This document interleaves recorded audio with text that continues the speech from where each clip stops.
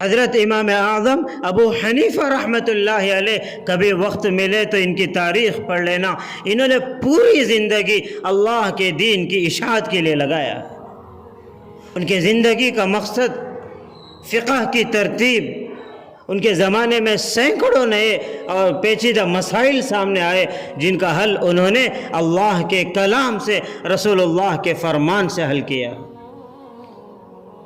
ان کا اصول ہی یہ تھا کہ مسائل کی تحقیق کرنے میں قرآن، احادیث، اجماع اور اقوال صحابہ سے ہرگز باہر نہ نکلیں. انہوں نے علماء کرام کی ایک کمیٹی بنائی ہوئی تھی، ایک جماعت بنائی تھی جس میں ایک ایک مسئلے پر کئی پہلو سے قرآن و حدیث اور اجماع و قیاس کے روشنی میں غور ہوتا تھا، غور و فکر کرتے اور متفقہ فیصلہ لکھ لیا جاتا تھا. لوگوں یہ مت سمجھنا انہوں نے صرف اکیلے بیٹھ کے مسائل کی تحقیق کی ہو اور اکیلے انہوں نے فیصلہ کیا ہے. نہیں، زمانے کے بڑے بڑے علماء کی ایک جماعت بنائی گئی تھی. سارے علماء کے سامنے بیٹھ کر ایک ایک مسئلے کی تحقیق قرآن حدیث کو سامنے رکھ کر کیا جاتا تھا. یہ کام 30 سال کی مدت میں عظیم الشان یہ کام مکمل ہوا.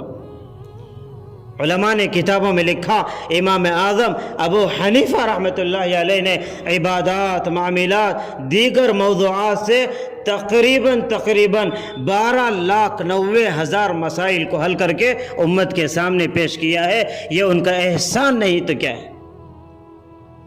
میں قسم کھا کے کہتا ہوں، اللہ کی قسم، قیامت کی صبح تک امت ان کا احسان کا حق ادا نہیں کر سکتی.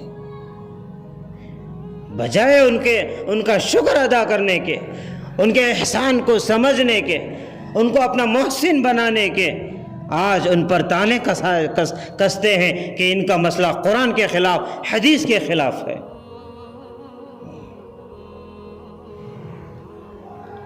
فقہ میں ان کی ذہانت، قرآن و حدیث کے مطابق ان کے فیصلے دیکھ کر زمانے کے بڑے بڑے فقہاء اور محدثین فرمانے لگے امام اعظم ابو حنیفہ رحمۃ اللہ علیہ اپنے دور کے سب سے بڑے فقیہ اور قرآن و حدیث کے مقاصد کو سمجھنے والے ہیں.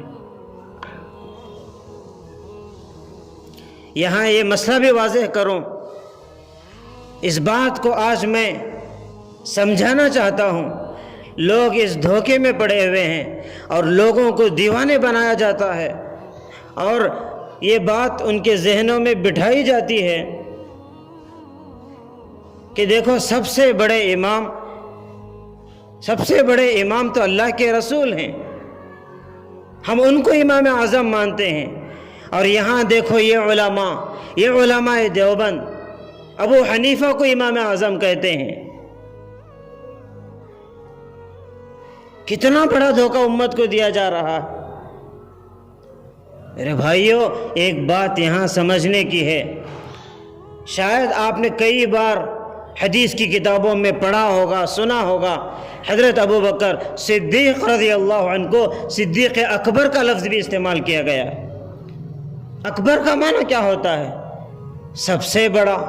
صدیق اکبر سب سے بڑا سچا. تو آپ انصاف سے یہ بات بتائیں، سب سے بڑے سچے اللہ کے نبی ہیں یا حضرت ابو بکر صدیق ہیں؟ تو یہ بات واضح ہو گئی، سب سے بڑے سچے تو حضرت اللہ کے محبوب نبی علیہ السلام کی ذات ہے. تو حضرت ابو بکر صدیق رضی اللہ عنہ کو کیوں صدیق اکبر کہتے ہیں؟